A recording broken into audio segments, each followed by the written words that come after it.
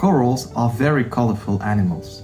They can show a huge variety of different bright colors, and yet the purpose of this impressive variety of pigments is still unknown. My name is Gabriel Ferreira. I am part of the BIP project, which stands for Bio-Inspired and Bionic Material for Photosynthesis. The goal of this project is to explore, understand, and maybe reproduce how marine organisms manage and use light. I am working with the University of Copenhagen in the Marine Biology section labs in Helsinki in Denmark. Here, I will be studying fluorescent pigments and their role on photosynthesis and optics in corals. The majority of pigments in corals belongs to the same family of pigments, the green fluorescent-like proteins.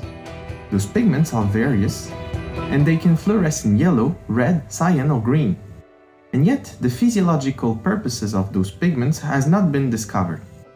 There are several hypotheses, such as attraction of the symbiont from the environment or heat dissipation.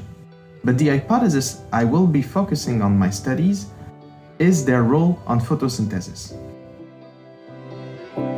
Indeed, by definition, fluorescent pigments absorb light and re-emit at longer wavelengths, and therefore, these pigments might interfere with the light environment the symbiont will experience, either by photoprotecting the symbiont by removing harmful wavelengths, or by enhancing photosynthesis.